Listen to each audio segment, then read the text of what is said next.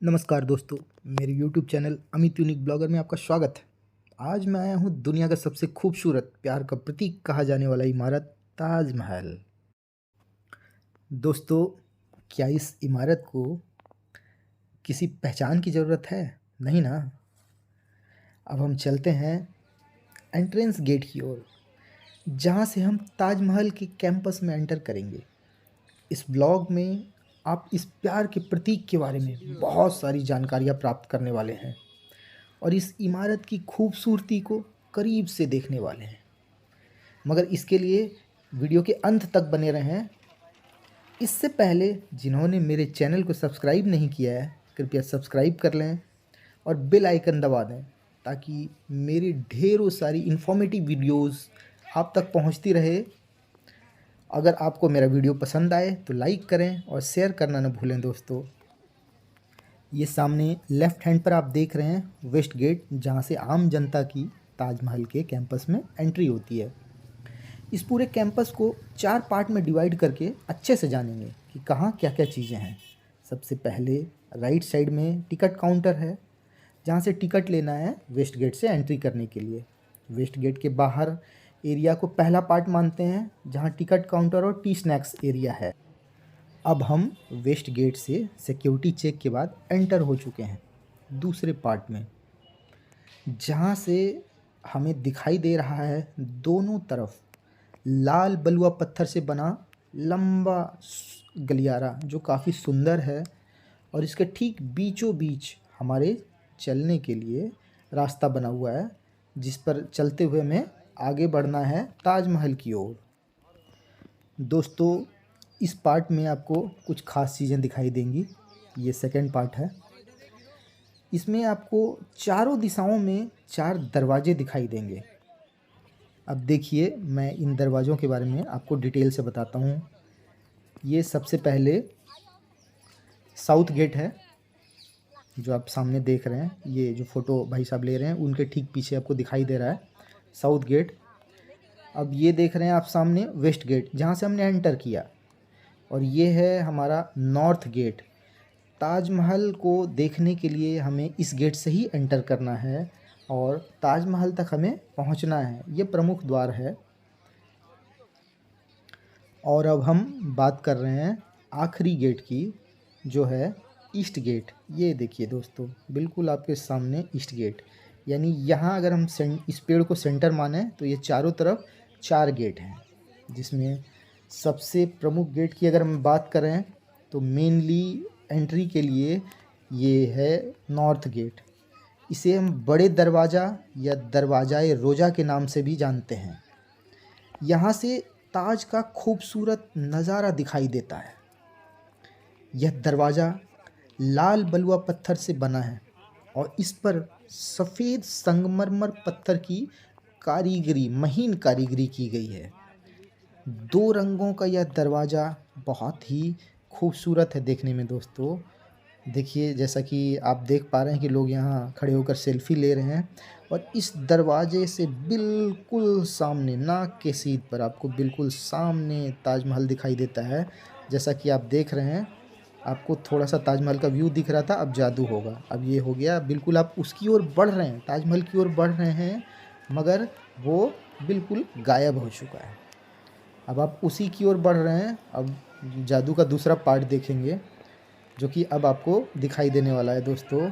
ये रहा सामने आपके ताजमहल। ये देखिए दोस्तों, जिसके दीदार की दुनिया दीवानी है, वो आपके ठीक सामने है। इस दरवाजे से एंटर करने के बाद अब हम आ चुके हैं तीसरे पार्ट में। आप ताजमहल की खूबसूरती का लुत्फ़ उठाएं और मैं इसके बारे में बताता हूँ। सम्राट अकबर के पोते बादशाह शाहजहां ने अपनी सबसे प्यारी बेगम मुमताज़ की याद में सन 1631 ईस्वी में यमुना नदी के किनारे ताजमहल को बनाने का काम शुरू करवाया। इस खूबसूरत इमारत को राजस्थान के मकराना नामक स्थान से मंगाए हुए सफ़ेद संगमरमर पत्थर से बनाया गया और इसे बनाने में तकरीबन 20 वर्ष लगे। कई लोग इसे स्मारक मानते हैं। इसे बनवाने के लिए पर्सिया और इटली के कारीगर बुलवाए गए थे। मुख्य कारीगर उस्ताद अहमद लाहौरी थे और उस्ताद ईसा ने स्मारक का नक्शा बनाया था। महल में नक्काशीदार लिखावट का काम अमानत अली खान सिराजी ने और बगीचों की रचना का काम कश्मीर के कारीगर रणमहल ने किया था। बादशाह शाहजहां ने खुद कहा था कि यह इमारत देवताओं का भी दिल पिघला कर रख देने वाला है। यह इतना खूबसूरत है। इसके कैंपस को देखिए, कितने भव्य तरीके से सजाया गया है और मेंटेन किया गया है। ये देखिए, ये गार्डन जिसे कश्मीर के कारीगर रणमहल ने सजाया था और उसे उसी तरीके से आज भी मेंटेन किया जा रहा है। किसी भी चीज़ को बना देना बहुत इजी है, मगर उसका मेंटेनेंस पार्ट बहुत टफ है और उसी तरीके से आज तक उसे मेंटेन किया गया है। इससे आपको यह पता चलता होगा कि इसको कितने मेहनत के साथ जो है कंटिन्यू किया गया है। दुनिया के 7 आश्चर्यों में से एक इस भव्य इमारत के बारे में कौन नहीं जानता है, मगर डिटेल में बहुत सारी चीज़ें हैं जिनके बारे में बहुत कम ही लोगों को पता है। देखिए, लोग सेल्फ़ी का आनंद लेते हुए। यहाँ घूमने का सबसे बेहतरीन मौसम ठंड का होता है, अदरवाइज़ गर्मी के मौसम में थोड़ी तेज़ गर्मी होती है और मार्बल पे चलना थोड़ा सा टफ़ होता है। ये जो आप सामने देख रहे हैं, ये मार्बल का चबूतरा, ये एक तरह से आप कह सकते हैं सेल्फ़ी पॉइंट है। लोग यहाँ पे फ़ोटो खींचते हैं, खिंचवाते हैं, वीडियो शूट करते हैं और कुछ ऐसे वीडियोग्राफ़र जो आप सामने देख रहे हैं, वो तुरंत फ़ोटो खींचकर इमीडिएट वहीं आपको फ़ोटो दे देते हैं।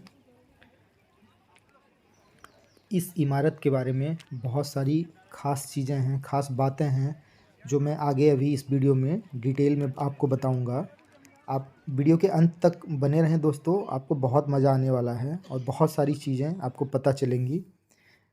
आपने अब तक केवल ताजमहल देखा होगा, लेकिन डिटेल में बहुत कम लोगों को इसके बारे में जानकारी है। मैं ये सारी जानकारियाँ इकट्ठा करके आपको दे रहा हूँ, आप इसके बारे में ज़रूर जानें दोस्तों। इस इमारत की ख़ास बात यह है कि यह 3 तरफ से बिल्कुल एक जैसा दिखता है। केवल इस यमुना नदी की तरफ से देखने पर यह अलग दिखाई देता है। कहा जाता है इस तरफ के हिस्से को ख़ास तौर पर बादशाह के लिए तैयार किया गया था। शाहजहां यमुना नदी नाव पे सवार होकर पार करते थे और इसी तरफ से महल में एंटर करते थे। अभी ताज के जिस दरवाजे से हमने प्रवेश किया है, उसमें सबसे पहले सैनिक और आम लोग इस्तेमाल किया करते थे। देखने पर लगता है कि मुख्य महल के चारों ओर बनी ये ऊंची ऊंची मीनारें बिल्कुल सीधी हैं, लेकिन असल में यह मुख्य इमारत से दूसरी तरफ झुकी हुई है। ऐसा इसलिए बनाया गया था ताकि भूकंप जैसी आपदा वाली स्थिति में मीनारें उल्टी तरफ गिरें और मुख्य महल और इसके गुंबद को नुकसान न हो। यह मेहमान खाना या गेस्ट हाउस है। ताजमहल के पूर्व में बना यह खूबसूरत इमारत लाल बलुआ पत्थर से बना है और इसमें संगमरमर की कारीगरी की गई है। मेहमान खाने के दरवाजे से ताजमहल और भी खूबसूरत दिखाई देता है। ऐसा माना जाता है कि शाहजहां बेगम मुमताज़ महल की याद में धरती पर स्वर्ग जैसा कुछ बनाना चाहते थे। उन्होंने एक ऐसी इमारत की कल्पना की थी जो बहुत खूबसूरत होने के साथ साथ बादशाह की ताकत की गाथा भी गाए। वह चाहते थे कि इस स्मारक के जरिए यह संदेश पहुँचे कि बादशाह से ज़्यादा ताकतवर अगर कोई है तो वह सिर्फ खुदा है। ताजमहल नाम फ़ारसी भाषा से लिया गया है, जिसमें ताज का मतलब मुकुट और महल का मतलब राजा का घर है। यानी ताजमहल का मतलब हुआ मुकुट का महल।